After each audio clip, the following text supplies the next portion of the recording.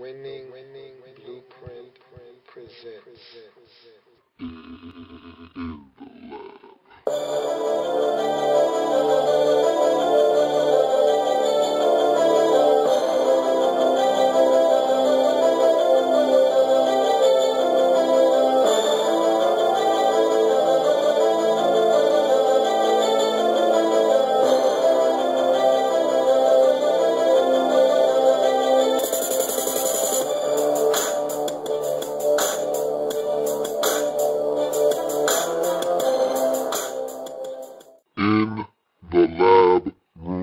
Welcome, you are in the lab room. I'm your host, Lou. Thank you for joining me. It's Wednesday, very light NFL news day, so I'll just breeze over a few stories that caught my eye and get out of here. So I want to start first with Mike Wallace hitting the free agent market. He is in heavy demand right now. And look, every year there's one wide receiver that takes the cake. He's the creme de la creme, so to speak, and everyone is going to be targeting him on the opening day of free agency, and he's going to be the one to get big money.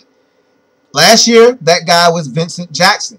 This season, that guy seems to be Mike Wallace. So I was one that thought that Mike Wallace really blew it last season with the Steelers, and I didn't think that he wouldn't get paid. I just thought that his deal wouldn't even be comparable to Vincent Jackson's deal that he signed with Tampa Bay last year. But now that I see how desperate teams like the Minnesota Vikings, the Miami Dolphins, and potentially the Tennessee Titans are to get what they perceive as a number one receiver in Mike Wallace, he's going to get paid. His agent is going to use those teams against each other, and he's going to be paid. And so I thought Mike Wallace holding out last year, not getting to camp on time, the Steelers having a new offensive coordinator, a new offense, and him really being behind the eight ball and not catching up and not being up to speed essentially all season long really was going to hurt him. He didn't catch the ball cleanly in 2012. He dropped the football quite a bit. He wasn't an impact player like he had been the previous two seasons, and so I thought that that was going to hurt his stock a lot. But apparently teams are willing to bypass that and ignore it and really chalk that up to being a byproduct of him not being in camp and him looking for a deal and him being distracted. And so they're just going to go off of his production in 2011 and 2010. And so he's going to be paid handsomely. His deal might exceed the deal that Vincent Jackson got last year. And I don't think he's half the player Vincent Jackson is. He can't do half of the things Vincent Jackson can do on the football field. Mike Wallace is fast, and you cannot teach speed. You can't teach speed. Cannot teach speed. But Mike Wallace is an average receiver after the speed. There's nothing special about Mike Wallace after the speed is pulled away. But look, you can't take the speed away. That's what makes Mike Wallace Mike Wallace. And so I won't sit here and try to bash him or badmouth him or anything, but Vincent Jackson is 6'5". Vincent Jackson is long. He can jump out of the gym. Vincent Jackson can go up and get the football. Oh, yeah, Vincent Jackson can run a 4.40. So Vincent Jackson has the complete package. I think that Mike Wallace is a one-trick pony, but he's very good at that one trick, and that one trick is going to get him paid during free agency. Looking at another story, London Fletcher, the linebacker for the Washington Redskins, has decided that he will be back in 2013 as he made an announcement that he's going to have surgery on his ankle and his elbow, which are, in his words, the first step to returning in 2013. So he'll be back in the fold in Washington in 2013. And as a Redskins fan, I was never in doubt. I knew he'd be back. I think this is his last season, however, but I thought that he was invigorated by Robert Griffin III and the run that the Redskins made, and I think that he feels like, hey, I'm going to give it one more shot, see what we can do. If we can just stay healthy, play better football, maybe we can take it all the way. He wants to see this thing through, and I think he'll be back, and I knew he was going to be back. But I think this is it for London Fletcher after this season. But good to hear that he's coming back because the Redskins don't have any cap space. The Redskins don't have a first-round selection, and so they could not afford for London Fletcher to walk away right now in this offseason. You also look at another story here, and it's in the oh, by the way category. Shawne Merriman, lights out. Remember lights out Shawne Merriman?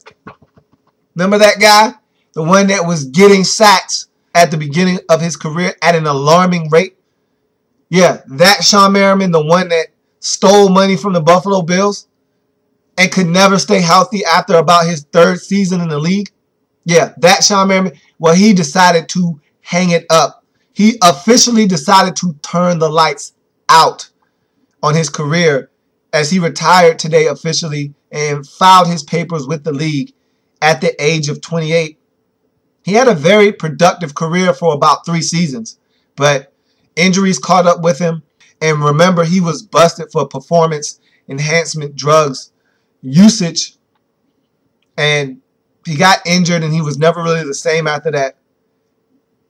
Anytime you take something that you're not supposed to take and your body starts to break down on you, you're never the same. And I don't know, and I'm not insinuating that Shawne Merriman took some things that he wasn't supposed to take and his body started to fail him, but I've seen this story before.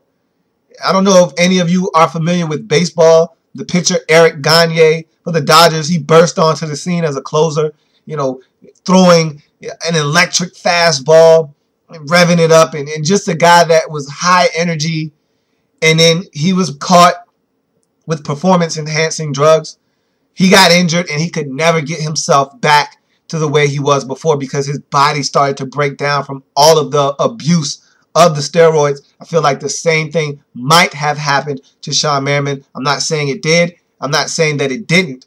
But I tell you what, some guys just have a tough time getting over injury. Some guys are just injury prone. Maybe he is one of those guys. Maybe he's not.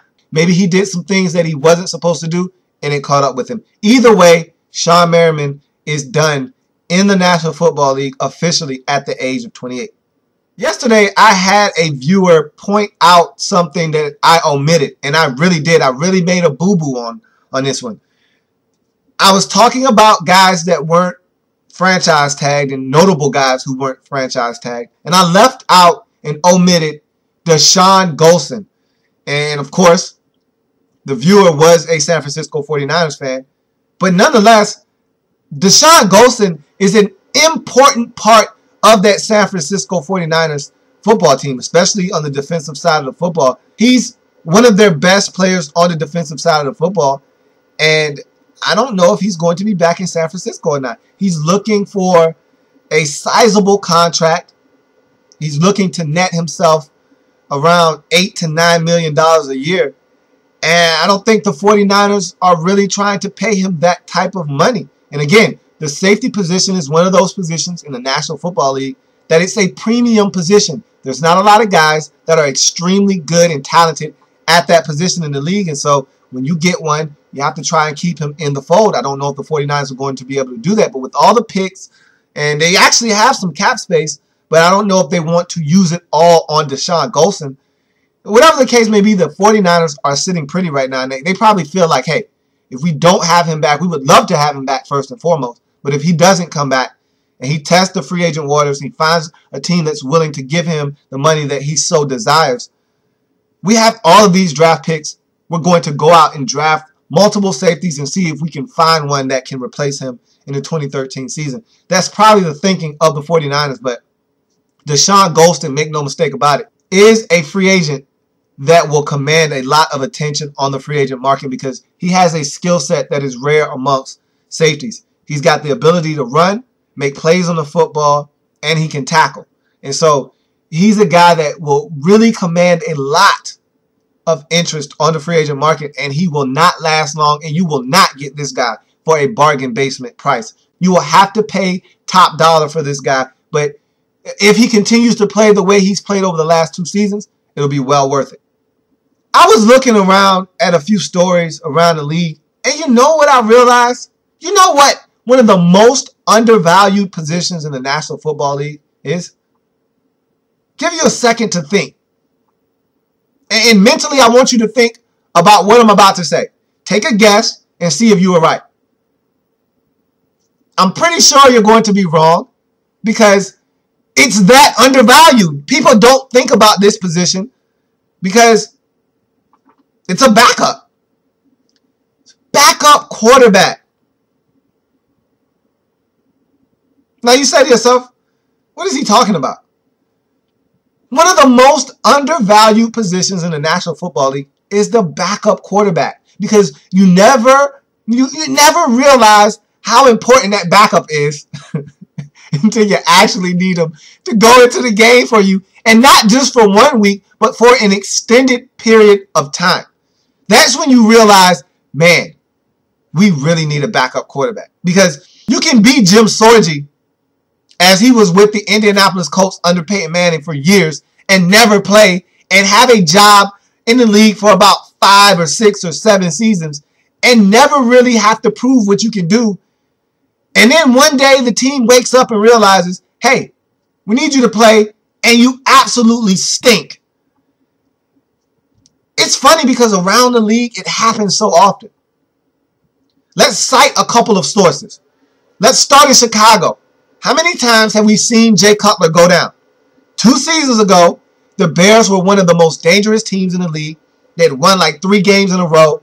They were playing some really good football. Jay Cutler breaks his finger or does something to his hand, breaks his hand, and he's done for the rest of the season, essentially.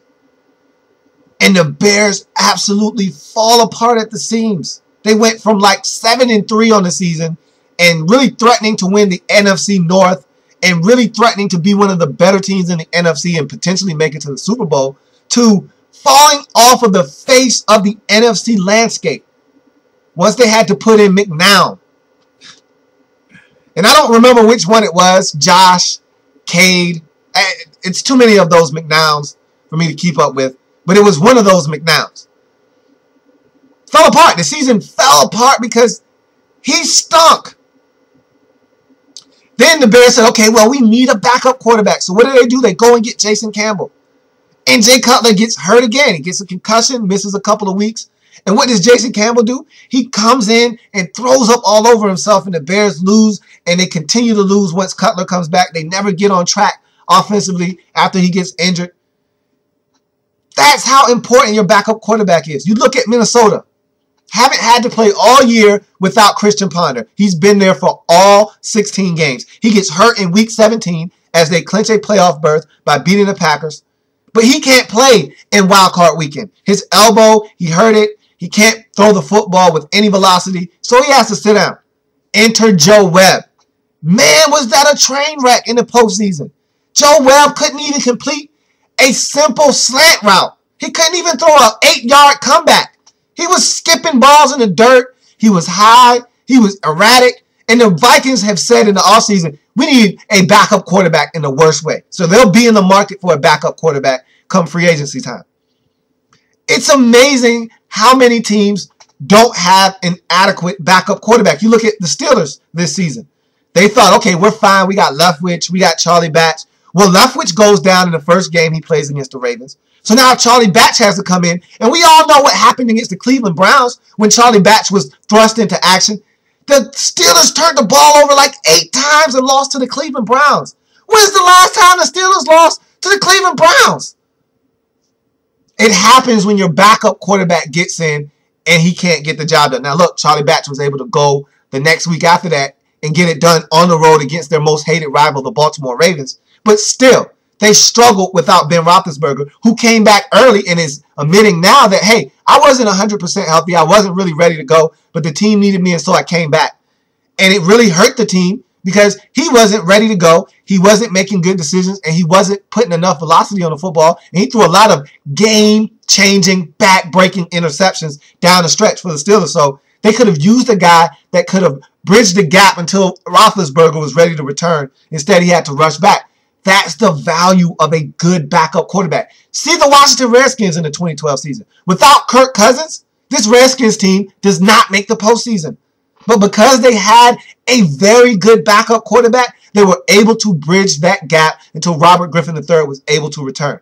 How many games did Robert Griffin III leave early and Kirk Cousins have to come in and at least play at somewhat of a high level to keep the Redskins in the football game? He played against the Falcons. He threw a 74-yard touchdown pass to Santana Moss. But look, the Redskins still lost that game, and he did throw 2 interceptions in that game. But that was his first time playing in the National Football League. On that stage, live bullets flying around his head. You expect mistakes. But then when he was thrust into action against the Baltimore Ravens, what did he do? He showed up. He played good football. He led them down the field on that drive, capping off that drive with a touchdown, sending the game into overtime and helping the Redskins win that football game. What did he do the week after that when Robert Griffin III couldn't play? He helped the Redskins put up 38 points en route to a victory on the road against the Cleveland Browns. And you say to yourself, it was the Cleveland Browns. The Browns were on a 3-game winning streak at the time. So the Browns were playing really good football. So, look, you need a backup quarterback. Everyone needs one. You never know when you're going to need him. But you always feel comfortable knowing that he's there just in case. And that's one of the most undervalued positions in the National Football League. Check your situation. The 49ers just gave away Alex Smith. Who's your backup quarterback now? Don't know if you have one. Check your backup situation. All you fans out there, take a look at your backup situation. If it's not as ideal as you would like it to be, your team might need to make sure that they shore up that backup quarterback position, because it could get ugly if your starter goes down for an extended period of time. And I'm not talking about 6 to 8 weeks. Try 4 weeks without your starting quarterback. You might be 5-1 on the season. Your backup quarterback comes in and you drop 3 out of your next 4 games. And all of a sudden your starter comes back and you're 6-4. And say you're in a highly competitive division like the NFC West, like the NFC East, like the AFC South, like the AFC North. You can't afford to drop 3 out of 4 at any stretch of the season. You could fall behind the competition in that division. You got divisions that are 12-win divisions. You can't afford to lose 3 out of 4. Are you crazy? And so, what if you're 3-3 on the season and your starter is gone for the next 3 weeks? And you lose all 3 of those games. And your starter comes back and you're 3-6. That could be irreparable damage to your season. You may never be able to recover from that. And so, check your backup situations. Some of these teams out here, their backup situations aren't as ideal as some of these teams may think. And so I think this is something that needs to be reassessed by a lot of teams around the league, because if your backup situation is not in order, you could find yourself in some serious trouble if your starting quarterback goes down for any significant amount of time. And that's a touchdown. Go ahead, throw it up. Don't be afraid. We're going to tackle on this quick extra point. Starting to put a bow on the 5-minute or less series. We've got 4 teams left, 1 division, the NFC West. All of those videos will be uploaded here shortly today. And so we'll be done with 5 minutes or less, and we'll transition into free agency. We're less than a week away, 6 days and counting until free agency begins. And so I'm going to rapidly dash right into free agency tomorrow. We'll start the videos tomorrow and we'll dive in head first, and it'll be coming at you rapidly, rapid fire free agent videos left and right. And so make sure you stay tuned in the lab room so you don't miss anything, because they're going to be coming in rapid fire form, as a lot of videos do out of this show anyway. But again, I thank you for joining me here today on the program. Again, a very slow day in terms of news in the National Football League. I think we covered everything that was pertinent in the National Football League, or at least that was pertinent to me. And so, want to see you back here, same time, same place. And as always, take care of yourself. Many ways to view the show quickly. There's Facebook, In the Lab Room is the Facebook page. There's Twitter, @In the Lab Room is the Twitter handle. There's YouTube, Louis T is the page. Please subscribe to the page if you haven't already done so. There's a lot of content coming out of this show, out of my channel. Please subscribe if you haven't already done so. And finally, there's the inbox, in the lab room @gmail.com is the inbox. I thank you for joining me. Have a good one. See you tomorrow.